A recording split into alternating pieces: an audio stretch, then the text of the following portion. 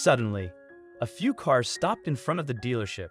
The old man got out, but this time he wasn't alone. They went into the store and headed straight for Randy when they saw him. Now that Randy was face to face with the old man again, he finally introduced himself. Randy was shocked by what he heard. He had no clue. But who was this old man? Why did Randy kick him out of the dealership before? And who were all these people with him now? Randy had been observing the same situation for a couple of days in a row now. Should he involve himself? Why this old man kept showing up here was a complete mystery. For the last 5 years, Randy worked at a car dealership for luxurious vehicles. He had been doing his very best and knew all the ins and outs of the business. About a week ago, Randy saw an old man through the window, walking slowly and wearing shabby clothes. Randy immediately thought he wouldn't sell a car to this man. The man kept coming back, and his visits got longer. On the third afternoon, he came inside to look at the cars up close. Randy thought it was best to leave him alone. The man wasn't doing anything wrong, and Randy felt sorry for him. The man never accepted the free coffee or water offered at the dealership. Most customers didn't mind the man's presence, though a few complained. The dealership owner only visited about once every 2 weeks and didn't handle things directly. Instead, he went to Randy to ask about the old man, saying he didn't belong in his store. From where he stood, the issue was clear. He did not need much time to make a decision on this matter.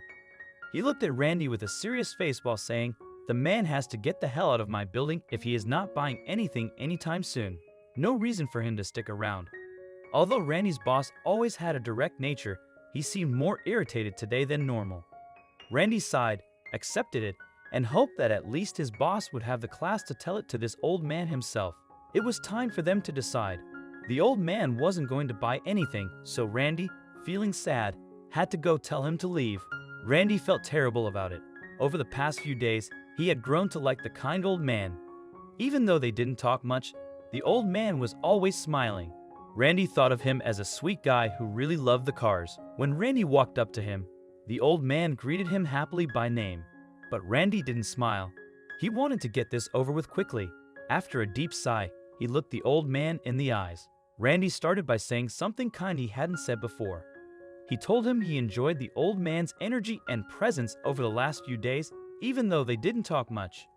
Then he explained that his bosses didn't like him being in the store for no reason, so he had to leave. For a moment, the old man didn't seem to know how to react. Then he looked down, nodding softly. He slowly turned away and walked towards the exit, saying he wouldn't forget this. As he left, his last words stuck with Randy. Randy then went to the office in the back of the store to tell his boss that he had sent the old man away. That night, something about the old man's last words, "I will not forget that," kept bothering Randy. What did he mean, and why did he emphasize it? Over the next couple of days, Randy started to forget the old man. The man hadn't shown up for the last few days at the store. Randy had a lot of work to distract him, so he did not have enough time to think about the old man's words. But somewhere deep inside, he believed that the old man would reappear again. This month was supposed to be really busy for the store, but it stayed strangely empty. Randy and the other salesmen were tasked with trying to get more customers through the door, so he was making calls all day long and trying to achieve a big sale. Randy knew it was not easy to sell a luxury expensive car to someone who was not interested in buying one already. As the days passed by, it was getting worse and worse. At some point, the store had a whole day without anybody even showing up. Randy started to worry about his job more than ever. If he wasn't selling cars, he wouldn't make commissions and couldn't make ends meet, even if he kept his job. They searched hard and asked many people about making sales, but no one knew what was wrong. It was the first big crisis for the company, and it hurt everyone, including Randy. When they asked buyers, most said, "I'm just not interested in buying a new car now, maybe later." After 3 weeks without a single sale, the dealership owner called a meeting. Randy was very anxious. His worst fear came true in 3 minutes. The store was being sold, and all the staff were losing their jobs. Even though the owner had lots of money, his lawyer found a loophole. The store filing for bankruptcy meant the owner didn't have to pay the employees. Randy felt awful because he wouldn't get the money he was promised, putting him in a bad financial situation. A few hours later that same day, he went home, not having a clue about what was going to happen. He barely had any money left, and seeing that he was not going to be paid his last salary, he would have to find a new job quickly. Apparently, the owner of the store had managed to sell a very luxurious and expensive car the very same day that the store had closed. It was a cutthroat price, but still a lot of money for a store that nobody had visited in the last months. Before we begin, make sure you smash that like button, subscribe to our channel, and click the notification bell for more heartwarming stories. Randy just felt that this was really unfair. His life was being turned upside down while the owner barely had the slightest bit of discontent and still managed to turn a very decent profit. Suddenly, a pop-up email showed up in his mailbox. It was from a dealership.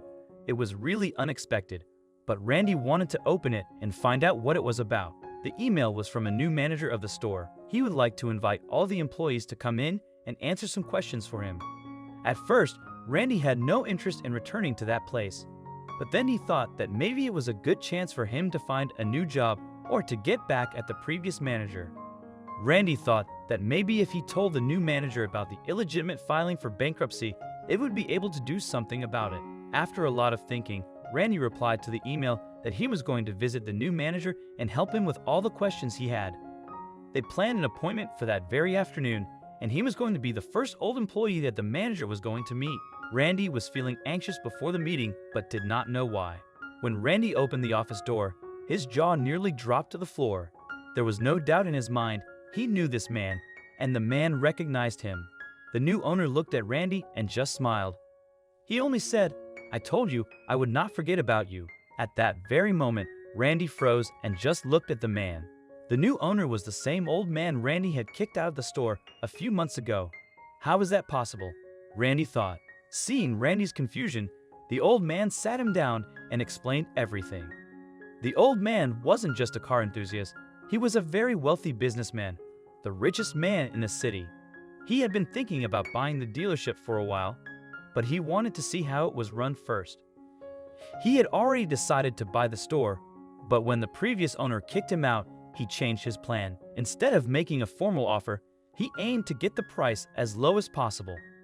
Randy was confused by what the old man told him, but he would understand it eventually. The old man needed employees to reopen the store, and who better than the people who already knew how to run it? Everyone was rehired, and the old man promoted Randy to manager. Randy was relieved because he had a job again. The store reopened 3 days later, and customers started coming in. It had never been this busy before, and they started making big sales again. Randy had never been happier because everything worked out for him and everyone else at the dealership. All this happened because Randy was kind to the old man.